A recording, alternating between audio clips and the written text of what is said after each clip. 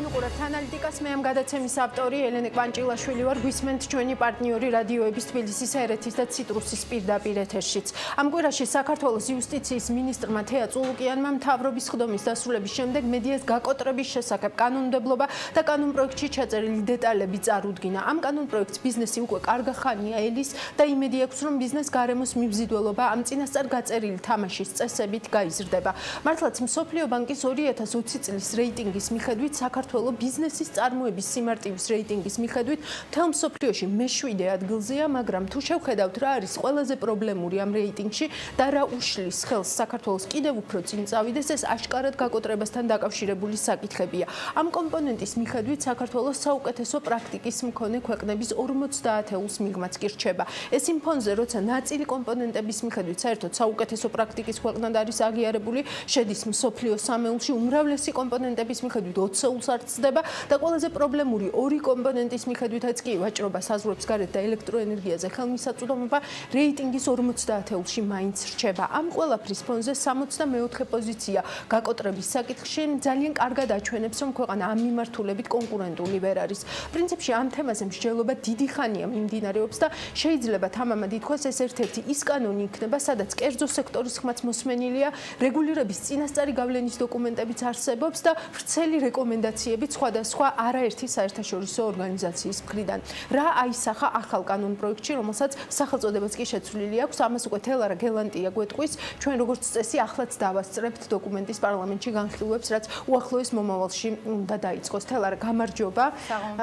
მოდი შეგვიჯამე ამ საკმაოდ ვრცელი დოკუმენტის ძირითადი სიახლეები გისმენთ. ელენე, როგორც უკვე აღნიშნეთ, სიახლე აშკარად ბევრია, კანონის სახელწოდებით დაწყებული. მოკლედ, თუ დღეს გვაქვს კანონი გადახდის უუნარობის საქმის წარმოების შესახებ, ახალ კანონს ერქმევა რეაბილიტაციისა და კრედიტორთა კოლექტიური დაკმაყოფილების შესახებ კანონი, რითაც კანონპროექტის ავტორები და პროცესში ჩართული სამუშაო ჯგუფის წევრები ხაზს უსვამენ მათ შორის იმასაც, რომ საწარმო კომპანია, რომელსაც გარკვეული ფინანსური სიძნელეები შეექმნა, არ ნიშნავს აუცილებლად იმას, რომ ის აუცილებლად უნდა გაკოტრდეს და დაიწყოს გადახდის უუნარობის რეჟიმი.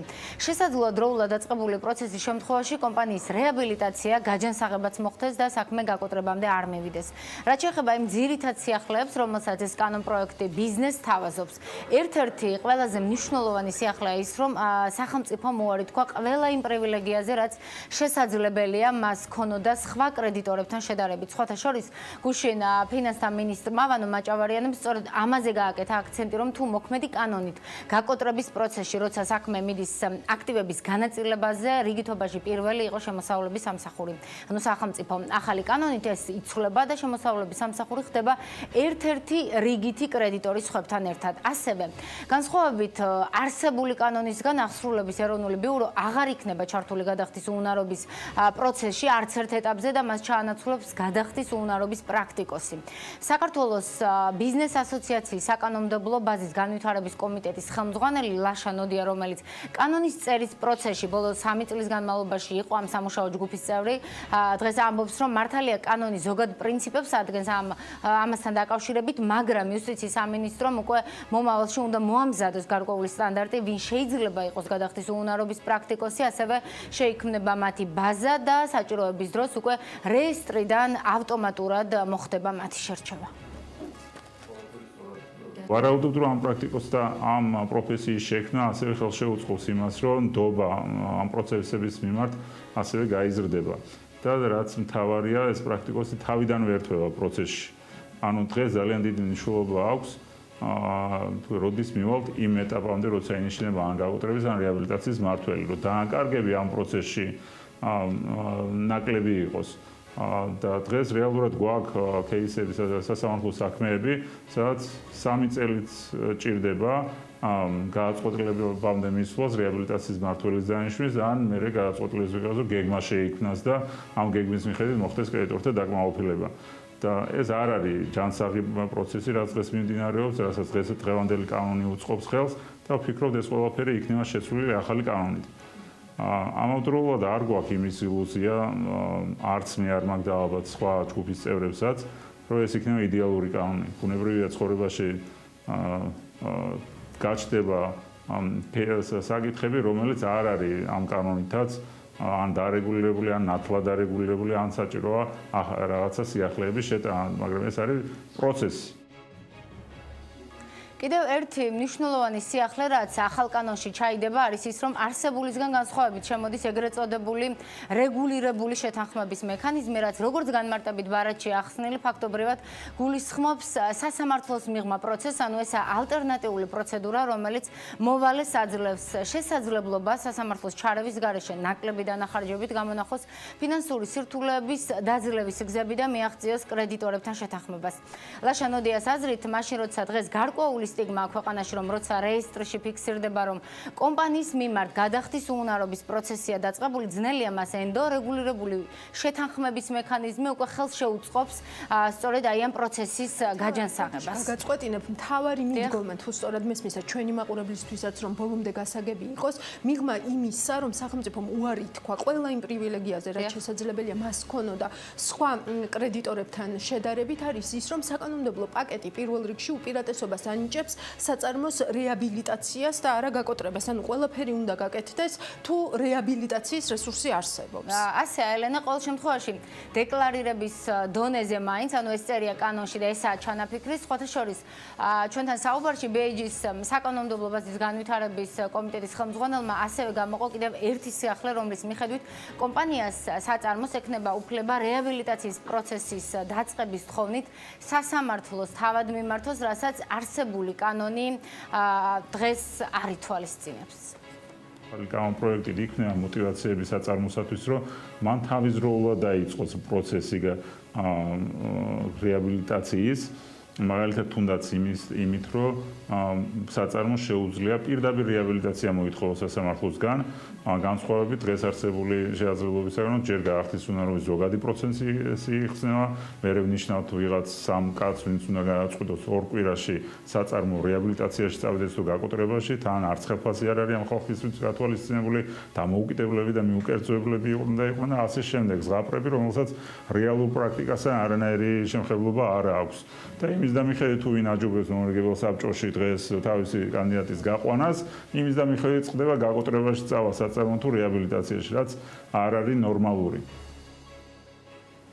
რომ შევაჯამოთ, BAG-ის წარმომადგენელი ფიქრობს, რომ ამ კანონპროექტის ამოქმედება ხელს შეუწყობს ბიზნესის გაჯანსაღებას, ზოგადად ბიზნეს გარემოს გაუმჯობესებას ქვეყანაში, იგივე Doing Business-ის რეიტინგში, სადაც მართალია ათეულში ვართ, როგორც დასაწყისში აღვნიშნეთ, მაგრამ ისიც ფაქტია, რომ გადახდის უუნარობის კომპონენტში 64 პოზიცია უჭირავს საქართველოს. ბიზნეს გარემოსაც ძალიან მნიშვნელოვანია ამ ტიპის კანონი და ამ კანონმა უნდა განაპირობოს დობის გაზრდა ინვესტორთა მხრიდან თვითონ ქვეყნის სამართლის მიმართ, საკანონმდებლო გარემოს მიმართ. ვინაიდან მაგალითისათვის თუ ბიზნესი შემოდის, ინვესტორი შემოდის ქვეყანაში, კითხულობს ვთქვათ, თუ ჩადო ინვესტიცია, რა უზრუნველყოფის ღონისძიებები შეიძლება არსებობდეს. თუ შედეგი არ დადგა და არ განვითარდა ისე როგორც წარმოდგენილი ჰქონდა და დაჭირდება ინვესტიციის გატანა, ამ შემთხვევაში რა პროცედურებია გათვალისწინებული. დღეს როცა ვეუბნებით, რომ შენ არ ხარ დაცული, იმიტომ რომ რიგითობა არსებული კანონის მიხედვით უზრუნველყოფილ კრედიტორებს შორის იშლება გადახდის უნარობის რეჟიმში, ინვესტორს უჭირს ინვესტიციის თამამად ჩადება. ნახოთ, რამდენად გაათამამებს ინვესტორებს ამ კანონის მიღება და რა ეფექტს მოგცემს ის მათ შორის Doing Business-ის რეიტინგში. მოკლედ, ამ ეტაპზე კანონპროექტს დადებითად აფასებს კერძო სექტორის საკმაოდ დიდი ნაწილი და პოზიტიური მოლოდინები აქვთ, მაგრამ არ აქვთ იმის ილუზია, რომ ესაა იდეალური კანონი, ფიქრობენ, რომ ყველაფერს მაინც პრაქტიკა გამოაჩენს. პრაქტიკაში კი ახალი კანონი სავარაუდოდ 2021 წლიდან შევა. ელენე. დაქვეთ ელარა, იმედი დავიტოვეთ, რომ ეს იქნება მოქმედი კანონი, რომელიც მართლა მარტივებს კერძო სექტორს, ბიზნესის წარმოებას ამ ქვეყანაში და ფურცელზე დაწერილი კარგი თამაშის წესების კრებულად არ დარჩება. თელარ გელანტიასთან ერთად ვსაუბრობდით ახალ კანონპროექტზე, რომელსაც პარლამენტი ოდნავ მოგვიანებით განიხილავს. ჩვენ განვაგრძობთ გადაცემას და ახლა მინდა პრაქტიკულ მაგალითზე გაჩვენოთ, როგორი იყო კანონმდებლობა მანამდე და ისიც ვიკითხო ჩემს სტუმართან, რა შეიძლება შეიცვალოს პრაქტიკაში კონკრეტულად ამ ახალი მიდგომების საფუძველზე. ჩემი სტუმარია გუდვილის რეაბილიტაციის მმართველი ექსპერტი ბიზნესის გადახდის უნარობის საკითხებში ნოდარ პაპუკაშვილი. დიდი მადლობა ბატონო ნოდარ, რომ ჩვენთან ერთად ხართ და თქო, მითამ ეთერზე პირველ რიგში თქვენ ხა რეაბილიტაციის მართვის დიდი გამოცდილება გაქვთ და კითხავთ და აქედან გამომდინარე პრაქტიკულ მაგალითზე რომ გვითხრათ, რა სირთულეებს აწყდებოდით ამ პროცესში მოქმედი კანონმდებლობის ფარგლებში და რა შეიძლება სასიკეთოდ შეიცვალოს ამ ახალი კანონმდებლობის ფარგლებში. მოგესალმებით, მადლობა გადაცემაში მოწვევისთვის. პირველ რიგში უნდა ვთქვა, რომ ზოგადად ვუსურვებდი ბიზნესს აქამდე არ მესულიყო საქმე და ისე გაეკეთებინა თავის საქმე, რომ არ დამდგარიყო მის გადახდის უნარობის საკითხი აღარ აქვს მნიშვნელობა მე შემდეგ როგორ მიდის პროცესები. ეს არის ურთულესი პროცესი, მინდა გითხრათ და რეაბილიტაცია განსაკუთრებით ისეთი ცოცხალი პროცესია. როდესაც ექსტრემალური გადაწყვეტილებების მიღება საჭირო ძალიან ხშირად, ასე ვთქვათ, არის ორი მხარე, კრედიტორების მხარე და მოვალის მხარე. სირთულეები ესე რომ ჩამოვთვალოთ, ჩვეულებრივ ბიზნესის მართვა, ოღონდ უფრო მეტი პრობლემები და განსაკუთრებით დიდი პრობლემებით, ამიტომ ნებისმიერი ნაბიჯის გადადგმა უნდა განხორციელდეს, ასე ვთქვათ, აბსოლუტური სიზუსტით, წინააღმდეგ შემთხვევაში შეიძლება უკუქცევად ისეთი პროცესები გამოიწვიოს, რომ ბიზნესი ვეღარ უშველო. რეალურად რაც შეეხება კანონთან კავშირში, მინდა გითხრათ, რომ ბიზნესის შემდგომ საქმიანობას ეს კანონი არ არეგულირებს, უბრალოდ აქ არის საქმე, ეს კანონი უზრუნველყოფს, როგორ მივიდეს რეაბილიტაციამდე პროცესი, თორე კანონი ვერ დაგიწეს ბიზნეს პროცესი როგორ უნდა წაიყვანო, იმიტომ რომ რეაბილიტაცია შეიძლება უამრავი კომპანია აღმოჩნდეს და აბსოლუტურად სხვადასხვა მიდგომები იყოს საჭირო. შესაბამისად, აქ შემოდის სწორედ აი ამ კანონის რევოლუციური ცვლილება პირველი რასაც ვიტყვი, ეს არის გადახდის უნარობის პრაქტიკოსი, ანუ პროფესიის სახით, ეხლა ასეთ კვალიფიკაცია განათლების კვალიფიკაციების ჩარჩოს არ გააჩნია, თუმცა ადრე აღსრულების ეროვნული ბიურო როცა შემოვიდა, ასე ვთქვათ, აი ამ პროცესში ჩაერთო, რამ განაპირობა იმან, რომ სწორედ აი რა ფუნქციასაც ეხლა აღსრულების ეროვნული ბიურო ასრულებს, მეუღლის ფუნქციას, ხო, ამ შემთხვევაში ჩართულები იყვნენ ისეთი ადამიანები, ხშირ შემთხვევაში არაკომპეტენტური ადამიანები, რომელსაც ძალიან ცუდი, ასე ვთქვათ, შედეგებამდე მიყავდა კონკრეტული ბიზნესის შემდგომი განვითარება, ბედის გადაწყვეტა. ამან განაპირობა თითქოს რეგულაციებში მოექცა, მაგრამ ეს ერთი მხრივ არ იყო სწორი და ძალიან კარგი გაკეთდა ის, რომ ამ პროცესებიდან გამოიჩინა, თუმცა ჩვენ აღსრულების ეროვნულ ბიუროსთან შესანიშნავად თანამშრომლობდით, ასე ვთქვათ და პრობლემები საერთოდ არ მქონია, საკმაოდ პროფესიონალური გუნდით დაკომპლექტებული სტრუქტურაა, თუმცა უყურეთ რა ხდება, ეს არის საჯარო სამსახური რეალურად ბიზნესში, ასე ვთქვათ, კონკრეტული გადაწყვეტილებების მიღება შეიძლება გახდეს ოპერატიულად მისაღები, ასე ვთქვათ, ეფექტური ნაბიჯები იქნეს გადადგმული, რასაც დაუშვათ საჯარო სამსახურში თუ შავი თეთრზე არ წერია, ეს ვერ ხერხდება.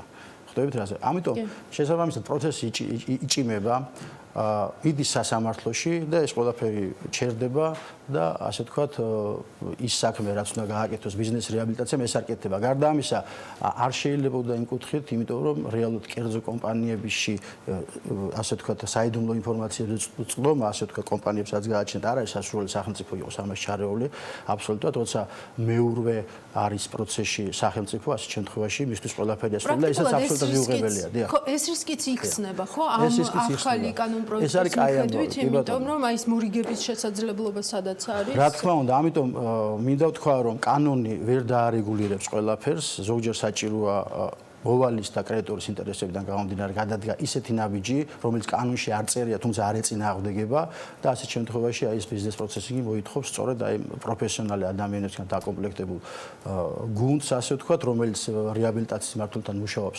კომპანიაში და ამაში ხელშეწყობა სახელმწიფო არაფერ შუაში არ არის. რეალურად ეს უნდა მიიღოს კონკრეტულმა პროფესიონალურმა ადამიანმა კონკრეტული გადაწყვეტილება. და აქ არ ერევა, ხომ? ამ კანონით არც ერევა სახელმწიფო, ანუ ამას ამბობთ თქვენ. გამოირიცხა ამ შემთხვევაში, ეს არის ძალიან კარგი და უფრო მეტიც აუქციონის პროცესშიც აღარ იქნება ჩართული ამ შემთხვევაში.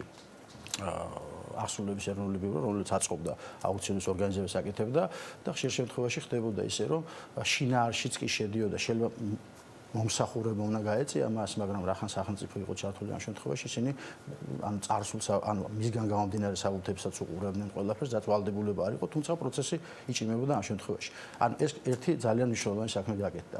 ის გაკეთდა კიდევ ამ კანონით, რომ პროფესია, ასე ვთქვათ, სერტიფიცირებული იქნებიან ეს ადამიანები, ეს დასახვეწია როგორ იქნება, რა იქნება, ვნახოთ, ამას გვაჩვენებს პრაქტიკა და ანუ ის, რომ ნებისმიერი პირი შეიძლება და გამხდარიყო რეაბილიტაციის მმართველი, გაკოტრების მმართველი ეს დარეგულირდა, ესაც ძალიან მნიშვნელოვანია. ძალიან კარგი ამბავია ის, რომ კრედიტორთა რეესტრი კონკრეტულად განისაზღვრა, ასე ვთქვათ, რას ნიშნავს ეს, როდესაც საგადასახადო შემოსავლების სამსახური იკავებდა ადგილს იქ სადაც დაუშვათ არ იყვნენ, სადაც უზრუნველყოფილი კრედიტორები იყვნენ და არაუზრუნველყოფილი კრედიტორები მას შემდეგ რჩებოდნენ, გაუთანაბრდნენ ფაქტობრივად ეს ანუ ერთი საფეხურით მაღლა იწეს ეს დიახ. ვისაუბრეთ, აი უბრალოდ აი სიტყვაზე ვამბობ იგივე გუდვილის ან ნებისმიერ მაგალითზე რაც თქვენს პრაქტიკაში გქონიათ როგორც ექსპერტს.